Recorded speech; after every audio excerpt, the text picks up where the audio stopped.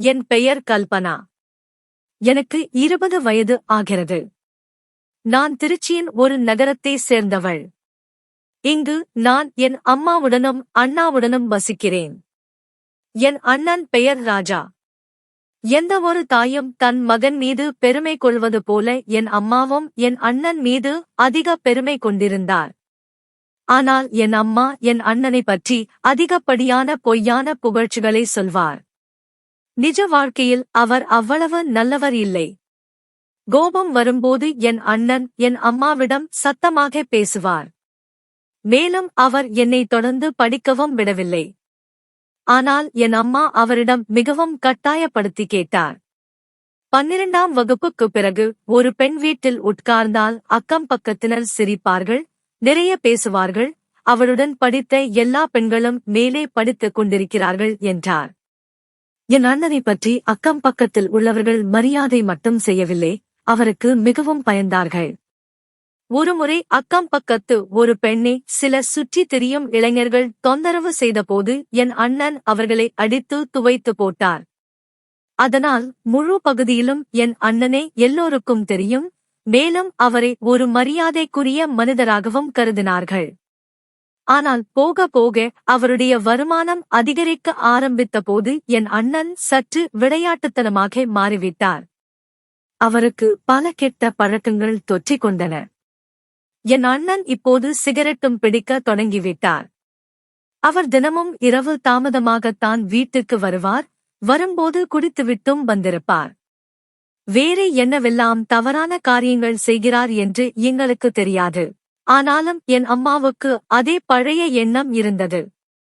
மகனுக்கு திருமணம் செய்து வைத்தால் அவன் திருந்தி விடுவான், சரியாகி விடுவான், பொறுப்புகள் கூடும், மனைவி வீட்டுக்கு வந்துவிட்டால் அவன் வெளியே போவதை குறைத்துக் கொள்வான், மது அருந்துவதையும் விட்டு விடுவான் என்று நினைத்தார். சிறிது நாட்களுக்குப் பிறகு என் அண்ணனுக்கு திருமணம் நடந்தது. எங்கள் அண்ணி காவ்யா வீட்டிற்குள் வந்தாள்.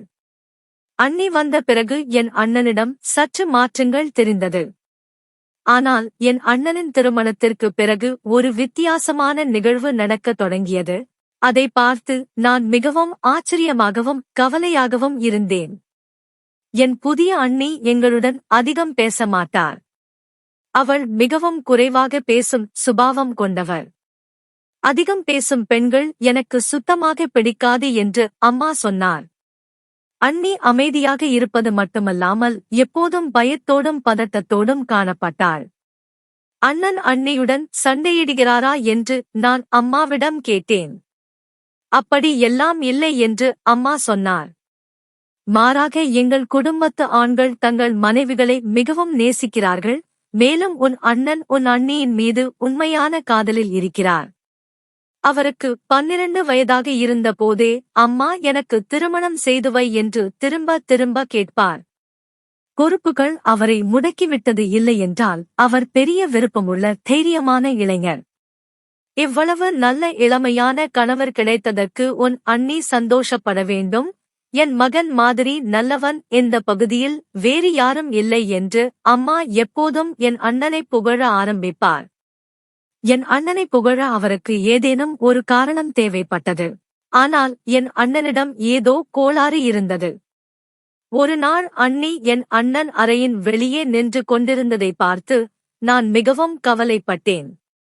பள்ளி சிறுவனை வகுப்பறைக்கு வெளியே நிறுத்தி, இதுதான் உனக்கு தண்டனை, நீ இங்கேயே நிற்க வேண்டும் என்று சொல்வது போல இருந்தது. அது இரவு நேரம்.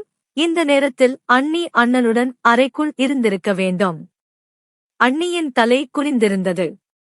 நான் அண்ணி அருகில் சென்றபோது அவர் என்னை பார்த்து தன் கண்ணீரை துடைத்துக் கொண்டார். அன்று அண்ணி புதிய சூட் அணிந்திருந்தார், குளித்துவிட்டு வந்திருந்தார். அன்று அவள் மிகவும் அழகாக இருந்தார். இன்று நீங்கள் மிகவும் அழகாக இருக்கிறீர்கள் என்று நான் அண்ணியிடம் சொன்னேன். என் அண்ணி மாநிலம் கொண்டவர். அவருக்கு நீளமான அடர்த்தியான அழகான கூந்தல் இருந்தது. ஏன் அழுகிறீர்கள்? ஏன் அறைக்கு வெளியே நிற்கிறீர்கள் என்று நான் அண்ணியிடம் கேட்டேன். நான் அழவில்லை, என் கண்ணில் ஏதோ விழுந்துவிட்டது, அதனால் கண்ணீர் வருகிறது என்று அண்ணி சொன்னார். அவர் அழுதார் என்று எனக்கு முழு நம்பிக்கை இருந்தது. இவ்வளவு இரவில் ஏன் அறைக்கு வெளியே நிற்கிறீர்கள்? அண்ணன் உள்ளே இருக்கிறார், நீங்களும் உள்ளே இருக்க வேண்டும் என்று கேட்டேன். ஒன்றுமில்லை, சும்மா நிற்கிறேன் என்று அண்ணி சொன்னார். அண்ணி உண்மையே சொல்ல விரும்பவில்லை என்று நான் நினைத்தேன். அதனால் அங்கிருந்து சென்று சமையலறையில் சமைக்க ஆரம்பித்தேன். சமையலறையிலிருந்து அண்ணன் அறை தெளிவாக தெரிந்தது. அண்ணி இன்னமும் அங்கேயே நின்று கொண்டிருந்தார். நான் கறி சமைத்து பிறகு ரொட்டி சுட்டு கொஞ்சம் ஸ்வீட் செய்தேன். இவ்வளவு நேரம் வரை அண்ணி அங்கேயே நின்று கொண்டிருந்தாள். அண்ணியின் முதுகு பகுதி என் பக்கமாக இருந்தது. அண்ணி அழுது கொண்டிருந்தாள். அண்ணி ஏன் இப்படி வெளியே நின்று அழுகிறாள் என்று நான் யோசிக்க ஆரம்பித்தேன். ஏனெனில் என் அண்ணன் அறைக்குள் இருந்தார். அண்ணன் அறையின் கதவும் திறந்தே இருந்தது. ஆனால் திரைச்சீலை போடப்பட்டிருந்தது. அண்ணி இன்று குளித்து இவ்வளவு அழகாக இருக்கிறாரே, அண்ணன் ஏன் அவரை அறைக்கு வெளியே நிற்க வைக்கிறார் என்று எனக்கு புரியவில்லை.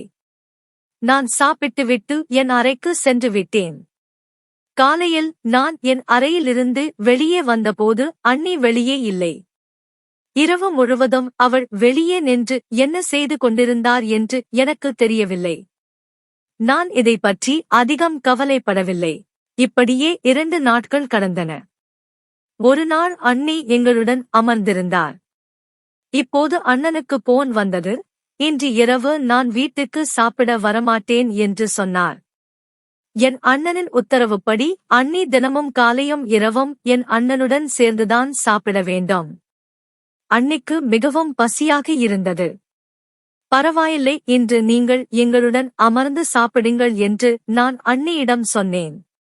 ஆனால் அண்ணி எங்களுடன் சாப்பிட அமர்ந்தவுடன், என் அம்மா, இந்த கெட்ட வாசனை எங்கிருந்து வருகிறது? அறையில் ஏதேனும் எலி செத்துவிட்டதா? நான் இப்பதானே எல்லா இடத்தையும் துடைத்தேன், அப்போ இந்த வாசனை எங்கிருந்து வருகிறது என்று கேட்டாள்.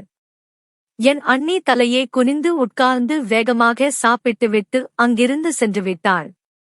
சாப்பிட்டு முடித்தவுடன் தன் அறைக்கு சென்றாள். அவள் போனவுடன் துர்நாற்றமும் போய்விட்டது.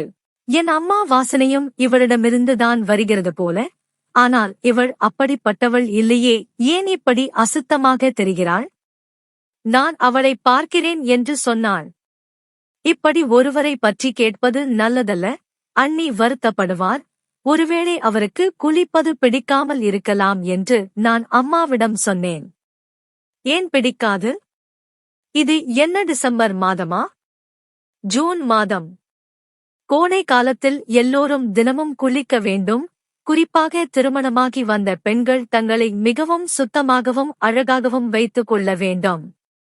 ஆண்களுக்கு இது போன்ற விஷயங்கள் தான் பிடிக்கும். நீ என் பேச்சை கவனத்தில் வைத்துக்கொள். உனக்கு திருமணம் ஆகும்போது தினமும் குளித்து சுத்தமாக இரு. சுத்தமாக இருக்கும் பெண்களையே ஆண்களுக்கு பிடிக்கும். இந்த விஷயத்தை உன் அண்ணிக்கு புரிய வைப்பது மிகவும் அவசியம். நான் அவளிடம் பேசி வருகிறேன் என்று சொல்லிவிட்டு என் அம்மா அங்கிருந்து சென்று விட்டாள். ஆனால் அம்மா அண்ணி அறைக்கு சென்று என்ன சொன்னாள்? அது அண்ணிக்கு எவ்வளவு பிடித்தது பிடிக்கவில்லை என்று கடவுளுக்குதான் தெரியும். ஆனால் நான் பார்த்தபோது அடுத்த நாளும் அண்ணி குளிக்கவில்லை. அண்ணி குளித்து 4 நாட்கள் ஆகியிருந்தது. காலையில் நான் பார்த்தபோது அண்ணி கையில் புதிய தங்க வளையல்கள் அணிந்திருந்தார். அண்ணிக்கு தேவையான எல்லா பொருட்களையும் நானும் அம்மாவும் சேர்ந்துதான் வாங்கினோம். திருமணத்திற்கு பிறகு அண்ணி வெளியேயும் செல்லவில்லை. அதனால் நான் அண்ணி அருகில் சென்று இந்த வளையல்கள் எங்கிருந்து வந்தது என்று கேட்டேன். காலையில் உன் அண்ணன் கொடுத்தார் என்று அண்ணி சொன்னாள். ஆனால் அண்ணி அதிக சந்தோஷமாக தெரியவில்லை. அண்ணன் இன்று மிகவும் சந்தோஷமாக இருக்கிறார் என்று நினைக்கிறேன். பரிசுகள் கொடுப்பது உறவில் அன்பை வளர்க்கும். அது நல்லதுதானே என்று நான் அண்ணியிடம் சொன்னேன். ஆமாம், இப்போது நல்ல மனநிலையில் இருக்கிறார். ஆனால் இரவு வரை எப்போது மனநிலை மாறும் என்று தெரியாது என்று அண்ணி மெல்லிய குரலில் சொன்னாள். ஏன் மனநிலை மாறும்? அண்ணனின் பேச்சை நீங்கள் கேட்கவில்லையா என்று கேட்டேன். ஒன்றுமில்லை என்று அண்ணி சொன்னாள். அண்ணி மிகவும் கவலையாக தெரிந்தாள். என் அண்ணி மிகவும் பயந்திருந்தாள். சிறிது நேரத்திற்குப் பிறகு அவள் குளிக்க சென்றாள். அவர் கண்கள் என் உடலை மேலிருந்து கீழாக வருடின. அந்த பார்வையில் இருந்த தீவிரம் என்னை அப்படியே உறைய வைத்தது. ரம்யா, நான் நினைச்சதை விட நீ ரொம்ப செக்ஸியா இருக்க என்று சொல்லிக்கொண்டே எழுந்து என் அருகில் வந்தார். அவர் நெருங்க என் மூச்சுக்காற்று சூடானது. என் இடையே சுற்றி அவர் கைகள் வளைந்தபோது அந்த மெல்லிய துணிக்கும் அவருக்கும் இடையில் தடை ஏதும் இல்லை என்பதை அவர் உணர்ந்தார். நிஜமாவே நான் சொன்னதை கேட்டுட்டியே, நீ ரொம்ப சமத்து என்று கூறி என் காதோரம் கிசுகிசுத்தார். அந்த மதிய வேளையில் வீடே நிசப்தமாக இருக்க கௌதமின் ஸ்பரிசம் என் ஒவ்வொரு அணுவிலும் ஒரு போதையை ஏற்றியது. அவர் என்னை அப்படியே தூக்கி சென்று டைனிங் டேபிளில் அமர வைத்தார். இப்போ எதுக்குங்க இதெல்லாம் என்று நான் நாணத்தோடு கேட்க, இது வெறும் ஆரம்பம்தான் ரம்யா. இந்த 10 நாள் நீ என்னோட தேவதை. உனக்கு இதுவரை கிடைக்காத எல்லா சுகத்தையும் நான் தருவேன் என்றார். சாப்பாடு வந்து சேர்ந்தது. அவர் எனக்கு ஊட்டிவிட நான் அவருக்கு ஊட்டிவிட்டேன். பிரகாஷுடன் இருந்த அந்த 6 மாதங்களில் கிடைக்காத ஒரு நெருக்கமும் புரிதலும் இந்த சில மணி நேரங்களில் கௌதமிடம் எனக்கு கிடைத்தது. சாப்பிட்டு முடித்ததும் கௌதம் ஒரு மியூசிக் பிளேயரை ஆன் செய்தார். மெல்லிய இசை அந்த அறையை நிரப்பியது. வா, ஒரு டான்ஸ் ஆடலாம் என்று என் கையை பற்றினார். இருட்டு படரத் தொடங்கிய அந்த வேளையில் கௌதமின் அரவணைப்பில் நான் என்னை முழுமையாக மறந்தேன். அவர் மெல்ல என் உடம்பில் ஜிப்பை இறக்கத் தொடங்கினார். கௌதம், யாராவது பார்த்திட போறாங்க என்று நான் மெல்ல தடுக்க முயல, யாரும் வரமாட்டாங்க, இந்த உலகத்துல இப்போ நாம 2 பேர் மட்டும்தான் என்று கூறி என் இதழ்களை ஆழமாக சுவைக்கத் தொடங்கினார்.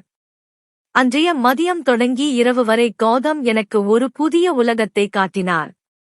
ஒவ்வொரு முறையும் அவர் என்னை தீண்டும் போது என் கணவர் பிரகாஷின் நினைவு மங்கலாக வந்து போனது.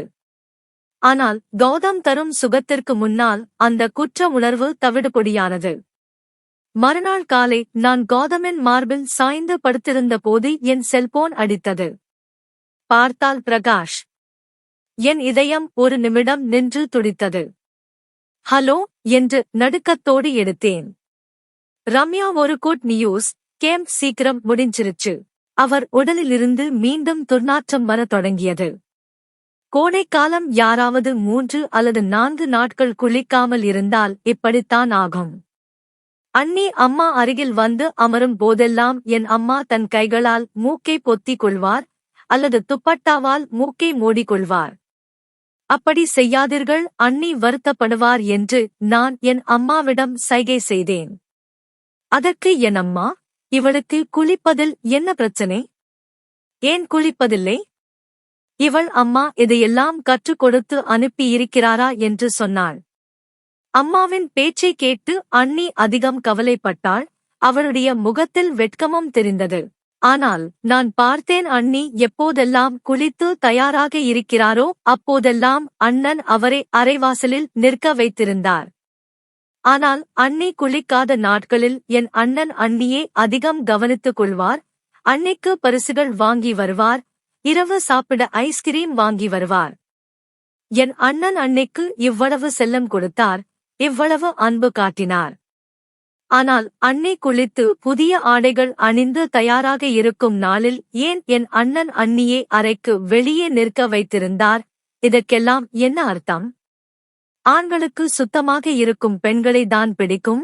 உடலில் நல்ல வாசனை இருக்க வேண்டும், கூந்தலை நன்றாக பின்னி நல்ல ஆடைகளை அணிந்திருக்க வேண்டும் என்று அம்மா சொன்னாரே. என் அண்ணி மிகவும் அழகானவள், அவள் மாநிறம் கொண்டவள், எல்லா வண்ண ஆடைகளும் அவளுக்கு அழகாக இருக்கும். ஆனால் என்ன ஒரு விசித்திரமான விஷயம் என்னவென்றால், அண்ணி மிகவும் சுத்தமாகவும் அழகாகவும் இருக்கும் நாளில் அண்ணன் அவளுடன் சண்டையிட்டு வெளியே அனுப்பிவிடுவார். ஆனால் அவள் உடலில் துர்நாற்றம் வரும் நாளில் அண்ணன் அவளுக்கு நிறைய செல்லம் கொடுத்து, நிறைய அன்பு காட்டி, நிறைய பரிசுகளும் வாங்கி வருவார். இப்போது எனக்கு சந்தேகம் வரத் தொடங்கியது. இந்த வீட்டில் என்ன நடக்கிறது என்று நான் கண்டுபிடிக்க வேண்டும். என் அண்ணனுக்கு என்ன கெட்ட வழக்கம்? ஒரு நாள் நான் அண்ணியிடம் கேட்டபோது உங்களுக்கு எல்லாம் தெரியும் என்று அண்ணி சொன்னாள். சில நாட்களுக்குப் பிறகு எனக்கு வாய்ப்பு கிடைத்தது. எல்லாமே எனக்கு சாதகமாக நடந்தது. அன்னை காலையில் திடீரென்று தன் தாயின் வீட்டுக்கு சென்றாள். அவருடைய அம்மாவுக்கு உடல்நிலை சரியில்லை என்று அவருக்கு தொலைபேசி அழைப்பு வந்தது. என் அம்மாவும் வீட்டில் இல்லை. அவர் என் அத்தையின் வீட்டுக்கு சென்றிருந்தார். அப்போது அண்ணி எனக்கு போன் செய்து, உங்க அண்ணன் என் போனை எடுக்கவில்லை. அவர் வீட்டுக்கு வந்தவுடன் நான் என் அம்மாவின் வீட்டுக்கு சென்று விட்டேன். அவருக்கு உடல்நிலை சரியில்லை என்று அவரிடம் சொல்லுங்கள். இல்லையென்றால் உங்கள் அண்ணன் என்னை கடுமையாக திட்டுவார் என்று சொன்னாள். ஏன் திட்டுவார்? அம்மா வீட்டுக்கு போவது ஒன்றும் கெட்ட காரியம் இல்லையே, நீங்கள் போகக்கூடாதா என்று நான் அண்ணியிடம் கேட்டேன். போகலாம், ஆனால் சொல்லாமல் போவது தவறுதானே என்று அண்ணி சொன்னாள். பரவாயில்லை, நான் இருக்கிறேன், நான் சொல்லி விடுகிறேன், நீங்கள் நிம்மதியாக போங்கள் என்று நான் அண்ணியிடம் சொன்னேன். இந்த அவசரத்தில் அண்ணி தன் அறையை பூட்டவும் மறந்துவிட்டாள். அண்ணி வீட்டை விட்டு வெளியேறியவுடன் என் மனதில் ஒரு திட்டம் தோன்றியது. நான் என்ன செய்ய வேண்டும் என்று நான் முடிவு செய்தேன். என் அண்ணன் வீட்டுக்கு வந்து நேராக தன் அறைக்கு சென்று விட்டார். அறைக்கு வெளியே திரைச்சீலை போடப்பட்டிருந்தது. புதிதாக திருமணமானதால் வீட்டில் இளம்பெண் இருக்கிறார். அதனால் கதவு திறந்திருந்தாலும் திரைச்சீலையை இழுத்து விடுங்கள் என்று என் அம்மா அண்ணனிடம் சொல்லியிருந்தார். கோடை காலமாக இருந்தாலும் கதவை மூட முடியாது. அதனால் அண்ணனும் அண்ணியும் அறைக்கு வெளியே திரைச்சீலையை போட்டு வைத்திருந்தார்கள். அண்ணன் அறைக்குள் சென்று எனக்கு தண்ணீர் கொண்டு வா என்று சத்தம் போட்டார். நான் சீக்கிரம் குளித்து அண்ணியின் ஆடைகளை அணிந்து திரைச்சீலை முன் நின்றேன். என் அண்ணனுக்கு என் கால்கள் மட்டுமே தெரியும் விதத்தில் நான் நின்றேன். நான் சாதாரண பெண் இல்லை. நான் அண்ணியின் செருப்புகளையும் அணிந்திருந்தேன். என் நிறமும் அண்ணியின் நிறம் போலவே மாநிறமாக இருந்தது. நான் அறைக்கு வெளியே நின்று கொண்டிருந்தேன். என் அண்ணன் என்னை பார்த்ததும் வித்தியாசமான முறையில் பேசத் தொடங்கினார். முதலில் எனக்கு அண்ணனின் பேச்சுக்கள் புரியவில்லை. ஆனால் மெல்ல மெல்ல அண்ணனின் பேச்சுக்கள் எனக்கு புரிய ஆரம்பித்த போது என் காலின் கீழே இருந்த பூமி நகர்வது போல இருந்தது. என் அண்ணன், இன்று மீண்டும் குளித்து விட்டாயா? மிகவும் சுத்தமாக தெரிந்து கொண்டிருக்கிறாய். நீ குளிக்காவிட்டால் உன் அழகு போய்விடுமா? உன் நிறம் கருப்பாகிவிடுமா? உன் கைகளும் கால்களும் கருப்பாகிவிடுமா? நீ பெரிய பூஜை செய்யும் பெண் அல்லவா? நீ பெரிய நல்ல பெண் அல்லவா? உன்னை விட நல்ல பெண் இந்த உலகில் இல்லை. அதனால்தான் நீ தினமும் குளிக்கிறாய் என்று சொன்னார். என் அண்ணன் அவ்வாறு சொல்லிவிட்டு ஏதோ ஒரு பொருளை எடுத்து என் கால்களில் எறிந்தார். நீ இப்போது பேய் போல நின்றிருக்கிறாயா? இன்று நான் உனக்கு உன் தகுதியை காட்டுகிறேன். அடிக்க அடியால் தான் திருத்த முடியும், பேச்சால் அல்ல. அதனால்தான் நான் வருவதற்கு முன்பே குளித்துவிட்டு இங்கு வந்து நிற்கிறாயா? நான் வேண்டாம் என்று சொல்லியும் நீ குளிக்கும் தவறை செய்தாய். இன்று நான் உனக்கு நன்றாக புரிய வைக்கிறேன். தினமும் நீ பேச்சை கேட்பதற்கு பழகிவிட்டாய்.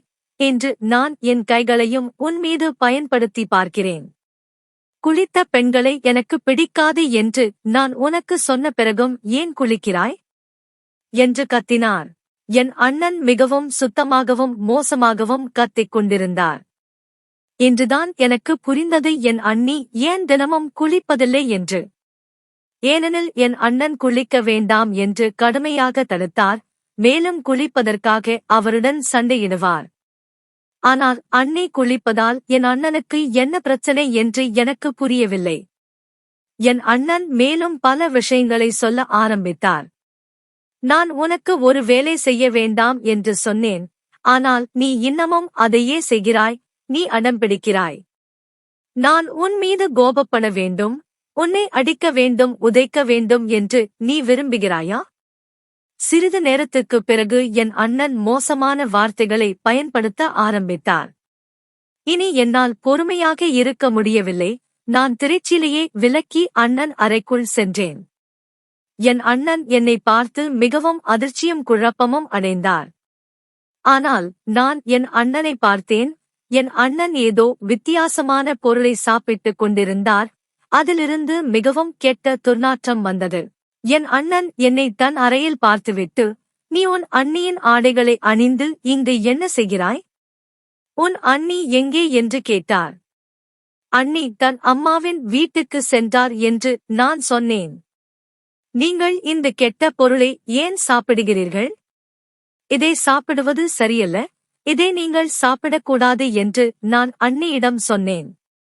என் பேச்சை கேட்டு என் அண்ணன் மிகவும் ஆச்சரியப்பட்டு தன் தலையை குனிந்து கொண்டார். நீ என் பேச்சுகளை எல்லாம் கேட்டுவிட்டாயா என்று அவர் என்னிடம் கேட்டார். ஆமாம், எல்லாவற்றையும் கேட்டுவிட்டேன். என்ன விஷயம் இப்போது நீங்கள் என்னிடம் சொல்வீர்களா?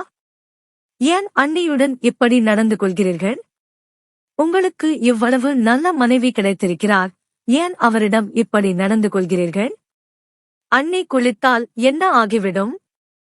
மேலும் நீங்கள் இங்கே அமர்ந்து இந்த கெட்ட பொருளை ஏன் சாப்பிடுகிறீர்கள்? வீட்டில் இவ்வளவு நல்ல உணவு சமைக்கப்பட்டிருக்கிறதே என்று நான் கேட்டேன். அண்ணி தன் அம்மாவின் வீட்டுக்கு சென்றிருக்கிறார், அவருடைய அம்மாவுக்கு உடல்நிலை சரியில்லை, நீங்கள் வீட்டுக்கு வந்தவுடன் நான் உங்களிடம் சொல்ல வேண்டும் என்று அண்ணி என்னிடம் சொன்னார். ஆனால் அண்ணியுடன் நடக்கும் இந்த சம்பவங்களால் நான் மிகவும் கவலைப்பட்டேன். நீங்கள் அண்ணி குளித்தால் ஏன் இவ்வளவு கோபப்படுகிறீர்கள் என்று நான் பார்க்க வேண்டும் என்று நினைத்தேன். பிறகு என் அண்ணன் என்னிடம் எல்லா விஷயங்களையும் சொன்னார். அதை கேட்டு நான் அதிர்ச்சி அடைந்தேன். முன்பு நம் வீட்டில் மிகவும் வறுமை இருந்தது. அப்போது உனக்கு 4 வயது. நம் வீட்டில் சாப்பிட ₹1 கூட இருக்கவில்லை என்பது உனக்கு ஞாபகம் இருக்காது. நான் எங்கிருந்தோ ₹1 சேகரித்து வந்து உணவு வாங்கி வருவேன், அதை மூவரும் பகிர்ந்து சாப்பிடுவோம். அதற்குப் பிறகு நான் மிகவும் முயற்சி செய்தேன், ஆனால் எனக்கு எங்கும் வேலை கிடைக்கவில்லை. நான் பார்ப்பதற்கு மிகவும் நன்றாக இருப்பேன், ஆனால் எனக்கு எந்த திறமையும் தெரியாது. நான் அதிகம் படிக்கவும் இல்லை. நான் என்ன செய்ய வேண்டும் என்று எனக்கு புரியவில்லை. அப்பாவும் நம்முடன் இந்த உலகில் இல்லை, அதனால் நான் இந்த வறுமையிலிருந்து மிகவும் சோர்வடைந்து விட்டேன். ஒரு நாள் நான் ஒரு மந்திரவாதியை பார்க்க சென்றேன். அவர் என்னிடம், நீ இந்த கெட்ட சடங்குகளை செய், அதன் பிறகு உனக்கு செல்வத்திற்கு பஞ்சமே இருக்காது என்று சொன்னார். ஆனால் இந்த சடங்குகளை செய்வதற்கு நீ குளிக்க கூடாது, கெட்ட பொருளை சாப்பிட வேண்டும், கெட்ட காரியங்களை செய்ய வேண்டும், பூஜை பக்தி எல்லாம் செய்யக்கூடாது. நாளைக்கு உனக்கு திருமணம் நடந்தால் உன் மனைவியிடமும் குளிக்க வேண்டாம் என்று சொல், அவளும் அசுத்தமாகவே இருக்கட்டும், அப்பொழுது உனக்கு செல்வம் அதிகமாக கிடைக்கும். இதற்காக அவர் எனக்கு ஏதோ மந்திரம் சொல்லிக் கொடுத்தார். நான் இதையெல்லாம் செய்ய ஆரம்பித்த போது, அசுத்தத்தில் வாழ ஆரம்பித்த போது, கெட்ட பொருளை சாப்பிட ஆரம்பித்த போது நம் வீட்டிலிருந்து வறுமை நீங்கியது. நமக்கு நிறைய செல்வம் வந்தது. இந்த வீடு இந்த செல்வத்தால் கட்டப்பட்டிருக்கிறது. இன்று என்னால் வாங்க முடியாதது எதுவும் இல்லை. இன்று வரை நான் உனக்கு ஏதாவது இல்லை என்று சொன்னேனா? அல்லது என்னிடம் பணம் இல்லை என்று சொன்னேனா? அதனால்தான் நான் திருமணம் செய்து கொள்ள விரும்பவில்லை.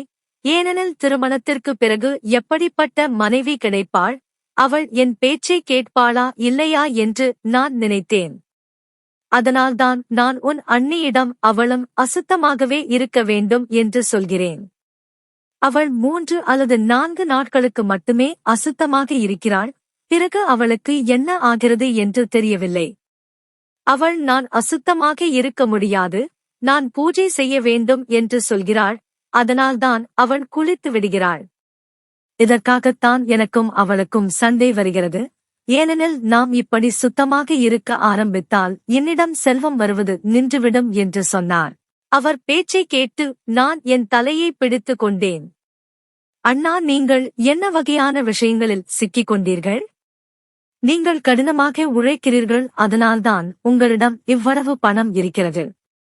கடவுள் நம் அனைவருக்கும் உணவு கொடுப்பதாக வாக்களித்துள்ளார்.